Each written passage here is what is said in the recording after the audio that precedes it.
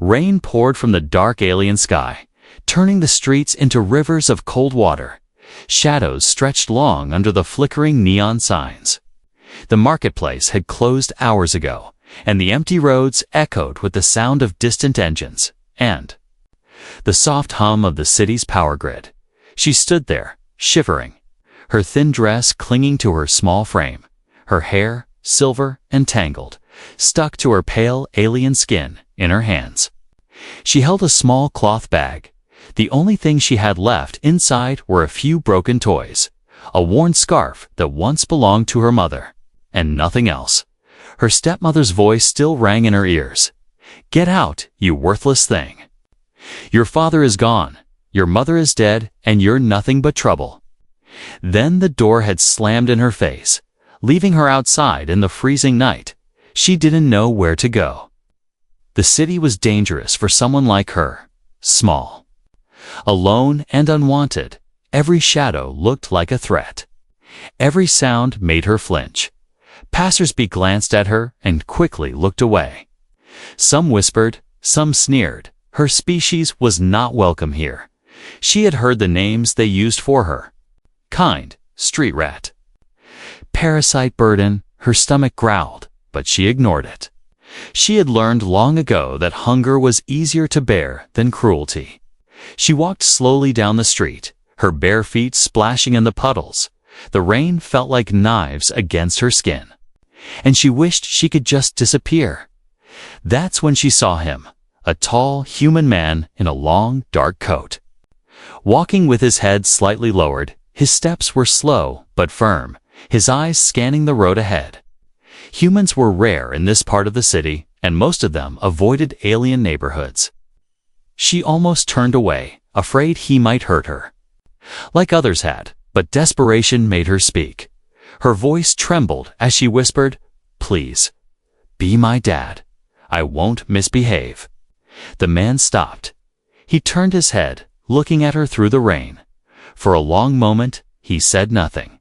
She stared back, her eyes wide, unsure if he would yell at her, ignore her, or worse, "What did you say?" He asked quietly.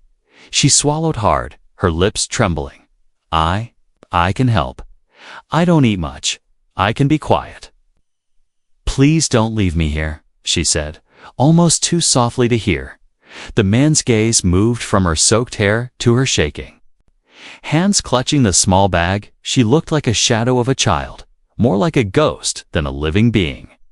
He could have walked away, and nobody would have blamed him. She was not his problem, not his responsibility. But something in her voice made him pause. It wasn't just fear. It was the sound of someone who had already lost everything. "Where are your parents?" he asked. "Gone," she replied, her voice breaking. "Anyone else?" She shook her head. "Then where will you go?" I don't know," she whispered. He stood there in the rain, the water running down his face. He could feel the weight of the decision pressing on him. He had his own troubles, his own life taking in a stranger, especially an alien. Child could ruin everything for him. She saw the hesitation in his eyes and quickly spoke again. "I can clean. I can cook. I won't be in the way. I promise I'll be good." Her words came out in a rush, as if she knew she had only seconds before he left. A loud vehicle roared past, splashing dirty water onto both of them. She didn't even flinch. She was too used to it. The man sighed, looking at her one last time before speaking. "Come here," he said, holding out his coat. For a moment, she didn't move. She had been tricked before, lured in with kindness, only to face more cruelty. But his eyes, they didn't have that cold, sharp look she had seen in others. They were tired, yes. But there was something else, something she hadn't seen in years. She stepped closer, slowly. He took off his coat and draped it over her shoulders. It was heavy and warm, and for the first time that night, she felt a little safer. "What's your name?" he asked. She hesitated, then whispered it. Afraid to say it too loudly in case someone nearby heard, he nodded, then said, "I'm David." The rain fell harder. David glanced around, then gestured toward a small side street. "Let's get out of the rain," he said. She followed him, clutching the coat tightly around her. Her bag swung lightly at her side, the scarf inside pressing against her heart. She didn't know if this man was really going to help her, but for now, she wasn't alone, and in a city where loneliness could kill faster than hunger. That was enough to take one small step forward. The rain was still pouring when David led the girl into the narrow side street. The tall buildings on each side gave some shelter, but water still dripped from pipes and wires above. He could see her small form shaking inside his coat. She kept looking over her shoulder, as if expecting someone to drag her back. They stopped under an old shop canopy. The shop was closed, its metal shutters down, but the small ledge kept most of the rain off them. David leaned against the wall, studying her in the dim light of a broken street lamp. "Where have you been sleeping?" he asked. She shrugged, avoiding his eyes. "Sometimes under the bridge. Sometimes behind the market," she said softly. "Anyone helping you?" She shook her head. He noticed her lips were turning blue from the cold. Without thinking, he pulled a small packet from his pocket, a wrapped bread roll from earlier in the day. He held it out to her. She stared at it. "Suspicious? It's safe," he said. "Eat slowly." She reached out and took it, holding it like it was something precious. She took small bites, as if afraid it would be taken away at any moment. David didn't press her for more answers. He had learned that people with eyes like hers, eyes that had seen too much pain, needed time before they could trust. "Why did you ask me to be your dad?" he finally asked. She froze, chewing slowly. "Because dads don't leave," she whispered, her voice almost breaking. David looked away, feeling something heavy settle in his chest. He had never been a father, never thought he could be one. Yet here was a child asking for that without even knowing him. He glanced toward the main road. He could walk her to the nearest shelter. It was the right thing to do, officially, legally. But he also knew the truth. Alien children in those shelters often disappeared, sold off or forced into work. He had heard the stories. And if she was telling the truth about her stepmother, then she would be sent right back to the same cruelty. "You can't stay out here all night," he said. She looked down, gripping the bread tighter. "I know," she said, "but I don't know where else to go." Her voice was small, but her eyes met his for the first time. There was no begging in them now, just a quiet acceptance. Like she had already prepared herself for whatever came next. David cursed under his breath. "I have a place," he said slowly. "It's small, but it's warm." Her eyes widened, but she didn't move. "You'd let me come?" she asked. "I'm not promising anything long-term," he replied. "Just to get you out of this rain tonight." She nodded quickly, as if afraid he might change his mind. David stepped out from under the canopy and started walking. She followed closely behind, clutching his coat around her, her little bag bumping against her hip. The streets grew quieter as they moved deeper into the residential blocks. Most of the windows were dark, but here and there, yellow lights glowed faintly. David kept his pace steady, though his mind was racing. He didn't know why he was doing this. Maybe it was because of the way she had looked at him, like he was the last solid thing in a world full of shifting shadows. After a while, they reached an old building with peeling paint and a flickering light above the entrance. "This is it," David said, pushing the door open. The warm air from inside rushed out, carrying the faint smell of old wood and coffee. He held the door for her, and she stepped inside, blinking at the sudden change from the cold street. They climbed a narrow staircase to the second floor. David unlocked a door at the end of the hall and motioned her in. It was a small apartment, one main room with a couch, a small table, and a kitchen corner. A door on the side led to what she guessed was the bedroom. The place was tidy but worn, the kind of space that felt lived in. "Sit," he said. Pointing to the couch, she obeyed, still glancing around as if searching for hidden traps. David poured a cup of hot water from a kettle and placed it in front of her with a small pouch of tea. She wrapped her hands around it, letting the warmth soak into her cold fingers. "You can stay here tonight," he said. "Tomorrow we'll figure out what to do." Her heart sank a little at the word tomorrow, but she nodded, whispering, "Thank you." He went to his small storage closet, pulling out a blanket when he handed it to her. She held it tightly, almost burying her face in it. For the first time that night, she felt a little safe. But deep inside, a question burned. Would he still want her here when the sun came up? Outside, the rain kept falling, but in the small room, the silence between them was heavy with unspoken fears and the fragile hope of a stranger's decision. The little alien girl sat curled up on the couch, the thick blanket wrapped tightly around her. The warmth from the heater slowly chased away the cold in her bones. But her eyes never stopped moving. They followed every step David took. She had learned the hard way that kindness could change in an instant. David moved around the small kitchen, pouring himself a cup of tea. He glanced at her now and then, noticing the way she clutched the blanket like it was the only thing keeping her alive. Her bag sat beside her on the couch, the strap worn thin.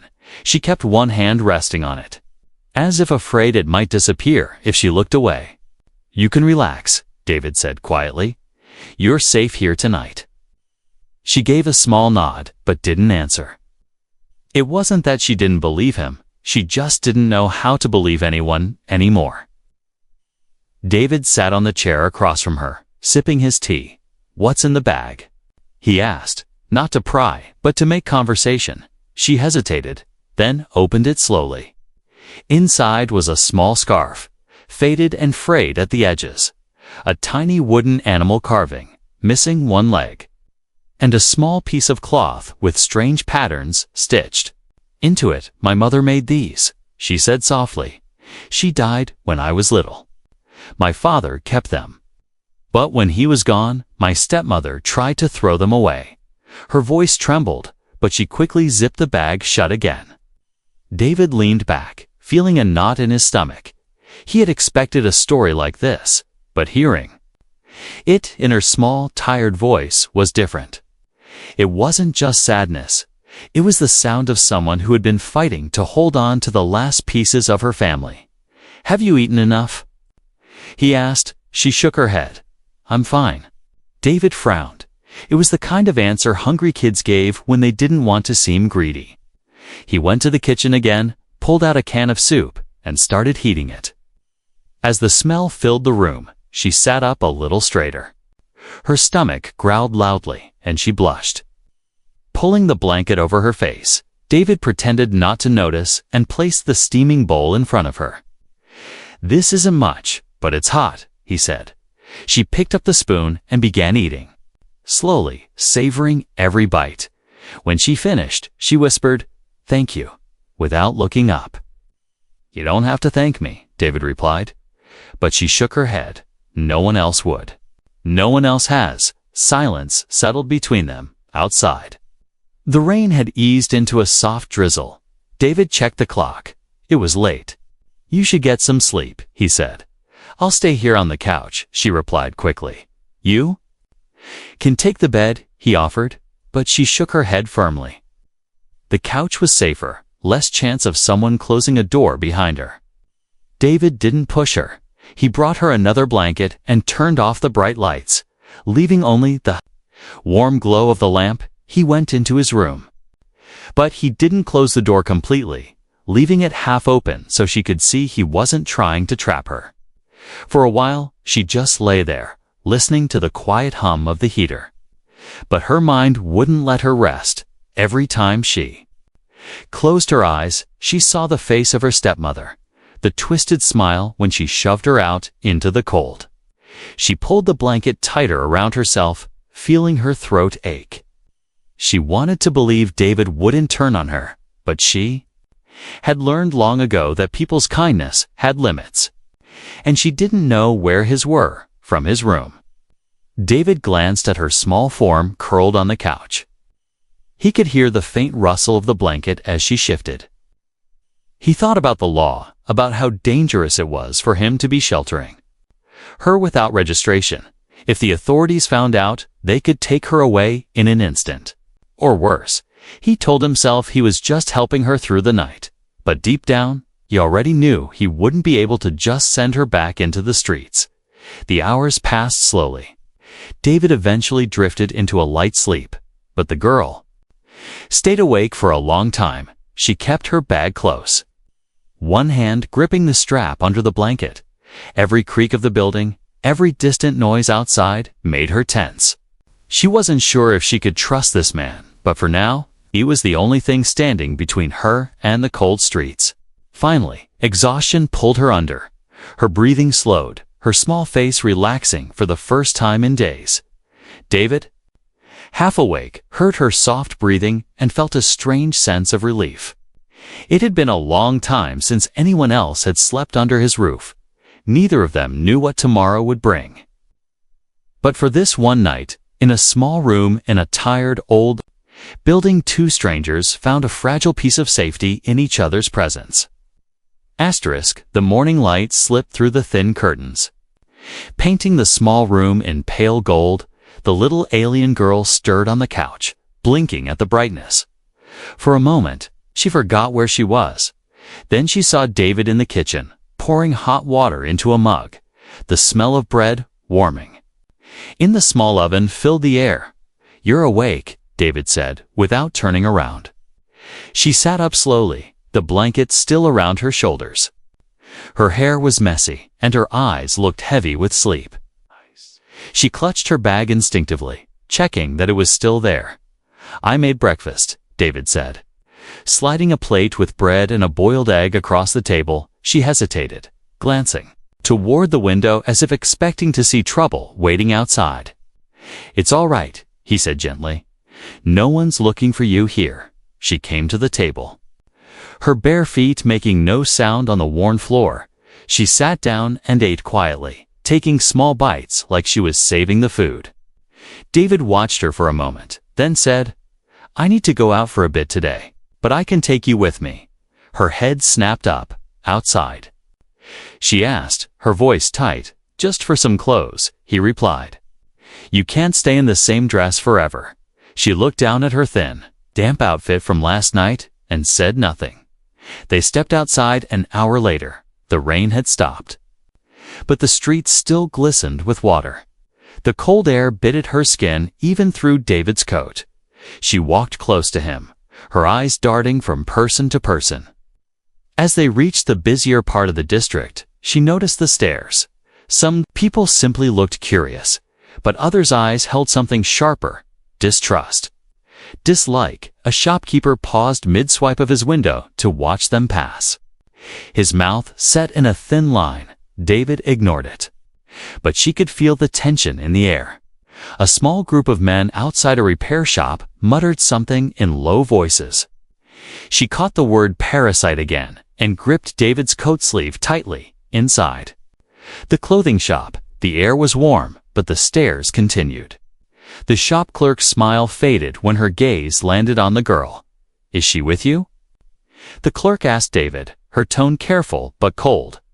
"Yes," David said simply. The clerk said nothing more, but her eyes followed them as they moved through the racks. David found a few simple outfits: trousers, shirts, and a warm sweater. He also picked out a pair of shoes that looked sturdy enough to last. The girl touched the fabric like she was afraid it might disappear. When David told her to try them on, she hesitated, looking toward the changing rooms. "They don't lock," she whispered. "It's fine." David waited outside, and when she emerged, the clothes were slightly loose but warm. She stood there awkwardly, unsure if she looked strange. "They fit," David said, with a small nod. "We'll take them." On the way back, the stares and whispers followed them again. A woman passing by hissed, "You shouldn't be keeping one of those." The girl flinched, and David's jaw tightened. But he didn't respond. He just kept walking, his hand lightly on her shoulder when they reached the building. The girl felt relief flood through her, but that relief vanished when there was a sudden knock at the door as soon as they stepped inside. David's eyes narrowed. He opened the door to find a uniformed officer standing there. The man's gaze slid past David and landed directly on the girl. "Afternoon," the officer said. "We've had reports about an unregistered alien minor in this building." The girl's stomach dropped, and she stepped back toward the couch. Clutching her bag, David kept his tone calm. "She's with me." The officer raised an eyebrow. "And does she have the proper identification?" "She's under my protection," David said, his voice firm. The officer glanced between them, his expression unreadable. "You know the law," he said finally. "If she causes trouble, it's on you." David nodded once. "I understand."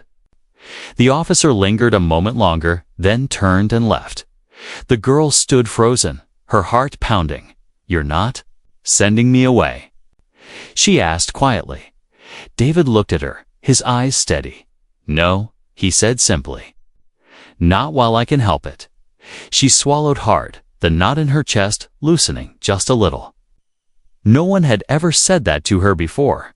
She sat down slowly, pulling the new sweater around herself like a shield. David went to the kitchen to make tea. Neither of them spoke much after that, but something had shifted in the room. For the first time, she wasn't just a stranger in his home. She was someone he had chosen to keep safe. That night, she lay on the couch again. The sounds of the city outside were distant now. Her eyes grew heavy, but before she drifted off, she whispered into the dark, "Good night." Dad, David, in his room, heard it, and though he didn't answer, a faint smile touched his face. The knock came again. Sharper this time. It was evening, and the sky outside had turned a deep orange. David glanced at the door, his shoulders tensing. The little alien girl froze where she sat on the couch, clutching her bag tightly. David opened the door to find the same officer from earlier. But this time, the man wasn't alone. A woman in plain clothes stood beside him. Her eyes were cold and calculating. "We need to talk," the officer said, stepping inside without waiting for permission. The woman's gaze landed on the girl, and her lips curled into something close to a smirk. "Do you know who I am?"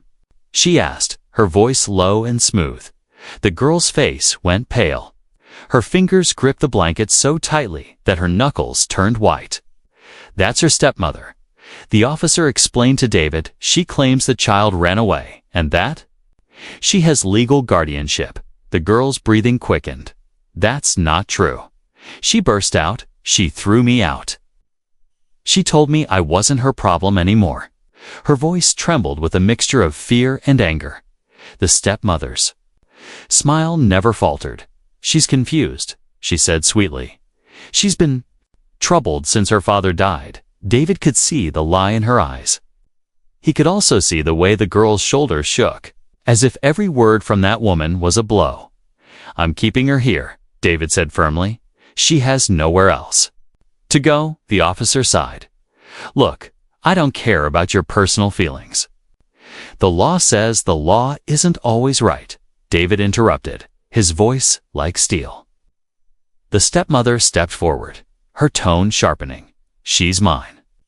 "You have no right to keep her."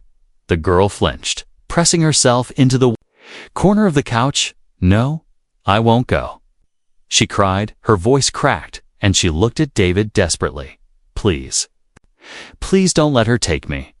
David's hand curled into a fist at his side. He had only known her for 2 days, yet the thought of letting her be dragged away made something deep inside him burn. He turned to the officer. "If she wants to stay here, she stays." The officer exchanged a look with the stepmother. "We'll be back," the man said, his voice full of warning. Then they left, the door slamming behind them. The silence afterward was heavy. The girl sat still, her small frame trembling. David crouched down in front of her. "They can't just take you if you don't want to go," he said. She shook her head. You don't understand. She'll find a way. Her eyes had that distant look again. And before David could speak, the memories began to pour out. She told him about the years after her mother died, how her father tried to take care of her but had to work long hours. How the stepmother moved in and started making small changes, taking away her toys, locking her in her room, telling her she was unwanted.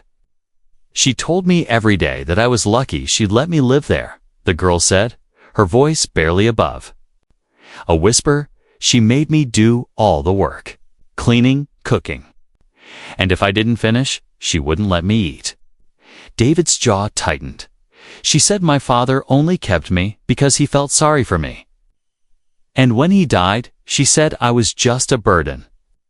Her hands clutched the bag in her lap. She tried to sell my mother's things.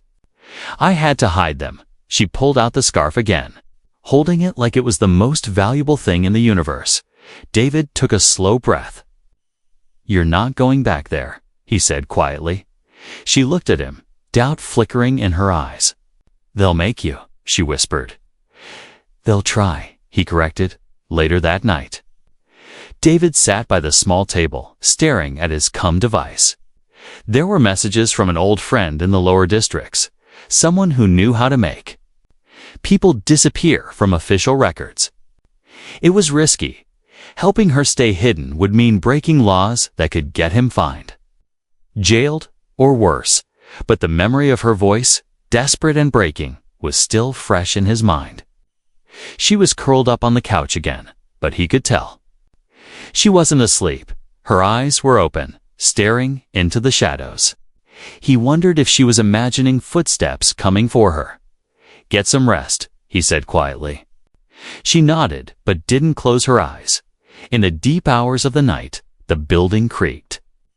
David moved to the window, scanning the empty street below. Every shadow seemed like it could be the stepmother waiting. Every sound could be the officer. Returning, he knew they would be back, and when they came, he would have to be ready, not just to argue, but to fight if he had to. For now, the little alien girl was safe. But the shadows of her past were already reaching for her, and David had made a silent promise. They would have to go through him first.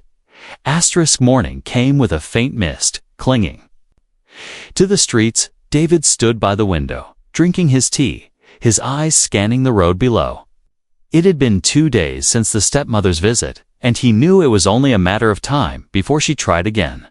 Still, for now, there was a rare sense of calm in the apartment. The little alien girl stirred on the couch, rubbing her eyes. Her hair was messy, but there was a softness in her face that David hadn't seen before. "Morning," she murmured, her voice still sleepy. "Morning," David replied. "You hungry?" She nodded quickly, and he slid a plate of bread and sliced fruit onto the table. As she ate, David noticed something new. She wasn't glancing toward the door as often. She still clutched her bag close, but her shoulders were less tense. It was a small change, but it told him she was starting to feel almost safe. The days began to take on a quiet rhythm. She helped wash the dishes after breakfast, her small hands careful not to drop the plates. David showed her how to sweep the floor properly, and she took the task seriously. She wasn't used to doing chores without someone yelling at her. So every time David thanked her, she gave a shy smile, like she wasn't sure she deserved it. One afternoon, David found her sitting by the window, watching the rain. "What are you thinking about?" he asked. She hesitated before answering. "When I was with her, I used to look out the window a lot. I'd imagine a place where no one was angry at me." David sat beside her. "Does this place feel like that?" She looked at him for a long moment before nodding. "A little," she whispered. Sometimes she would tell him more about her life before, not in long speeches, but in small pieces. A story about her father teaching her a song, a memory of her mother's scarf smelling like warm spices. David never pushed her for more. He just listened, letting her share at her own pace. In return, she began to ask questions about him. She learned he used to work as a cargo pilot before an injury forced him to live in the city.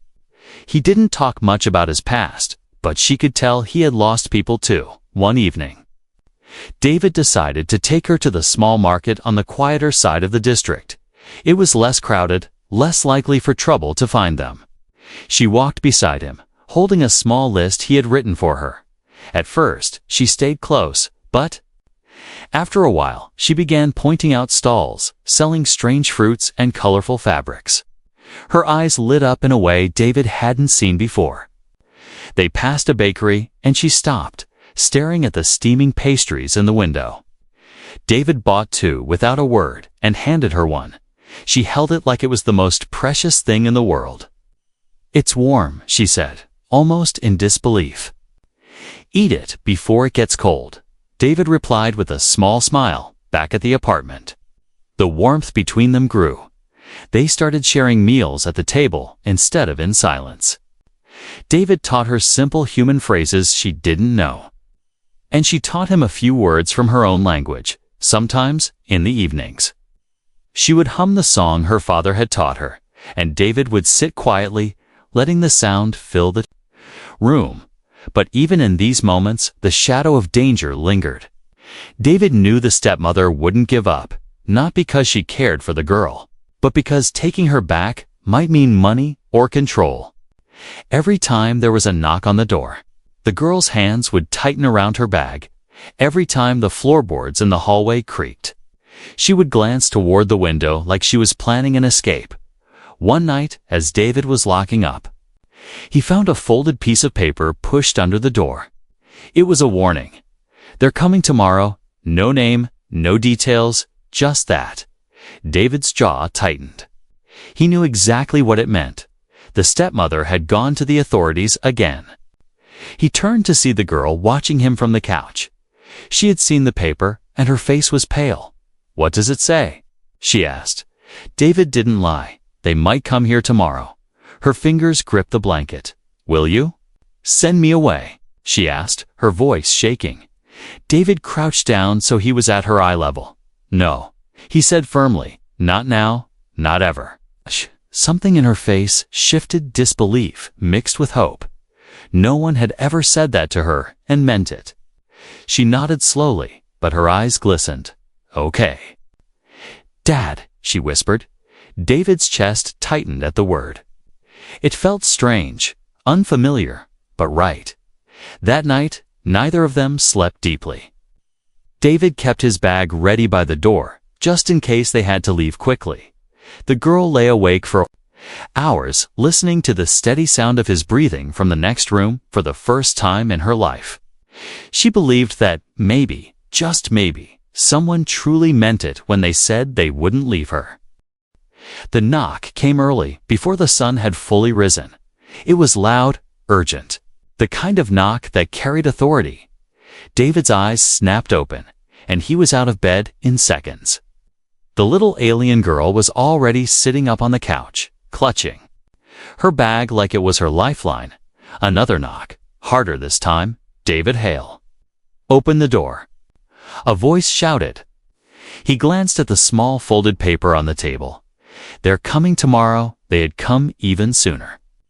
David crossed the room and crouched in front of the girl. "They're here for you," he said quietly. "Do you trust me?" She nodded without hesitation. "Then do exactly what I say." He grabbed a small pack from the closet, already prepared with food, water, and a change of clothes for her. She followed him to the back of the apartment, where a narrow maintenance stairwell led down to an alley. He unlocked it, motioned for her to go first, and closed it silently behind them. The morning air was cold. Mist curling between the buildings, David led her through the maze of narrow back streets. Moving quickly, but without running, they could hear voices shouting in the distance. "Check the back entrance. They won't get far." Her heart pounded, but she stayed close to him. Every turn they took felt like a gamble. One wrong move, and they'd be trapped. Finally, they reached the edge of the district, where a small cargo yard sat behind tall metal fences. David knocked twice on a side door, and a man with a scarred face opened it. Old friend, the man said, looking from David to the girl. This, the one. David nodded. She needs to be gone before they find her, inside the cargo shed. The smell of fuel and metal filled the air. The man led them to a small transport ship, its engines already warming. This will take her out of the city. The man said, after that, it's up to you. David hesitated. He had thought about sending her away to keep her safe. But the idea of letting her go alone twisted something deep in his chest. I'm going with her, he said. The man raised an eyebrow. You sure? You won't be able to come back here for a long time, I'm sure. David replied without looking away from the girl. They boarded the small ship, and the girl sat beside him, still gripping her bag. She looked up at him, confusion in her eyes. You're coming? Course, David said. You didn't think I'd let you do this alone, did you? Her lips trembled, and she turned her face away quickly, wiping her eyes as the engines rumbled. The cargo door began to close.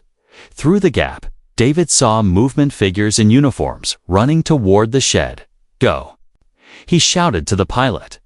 The ship lifted with a sudden jolt, and the ground began to drop away beneath them. The city stretched out below, endless gray buildings, winding streets, and the glint of wet rooftops. The girl pressed her face to the window, watching as the only home she had ever known grew smaller and smaller.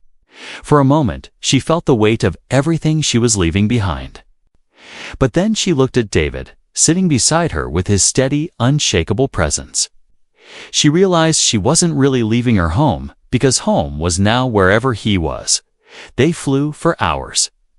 The city far behind them now, the pilot eventually landed on a quiet settlement far from the main trade routes. It was small, just a cluster of houses surrounded by green fields. The air was clean, the people few, and most importantly, there were no patrols here. They stepped off the ship.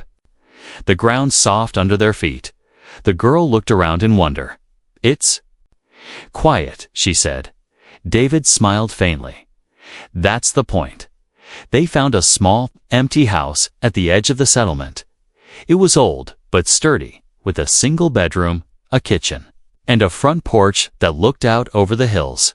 David dropped his bag inside and turned to her. It's not much, he said, but it's ours. That evening, they sat on the porch, watching the sky turn shades of gold and purple for the first time since they met. There was no fear in her posture. She leaned back in the chair, her bag beside her, the scarf draped loosely around her shoulders. After a long silence, she said softly, I thought, if I ever got away from her, I'd still be alone. David glanced at her. You're not alone now. She smiled, a small, genuine smile. No, I'm not. As the first stars appeared, she looked at him and asked, can I still call you Dad? David's throat tightened. You can call me that for as long as you want, he said. She nodded, her smile growing. Then, you're my dad. Forever, the words settled between them, warm and solid. Whatever came next, new challenges, new places, they would face it together, far away, in a city full of cold streets and cruel faces. The stepmother's shadow could no longer reach them. The world outside might still be unkind. But here, in this small place, a human and an alien girl had chosen to be a family, and that choice was stronger than fear.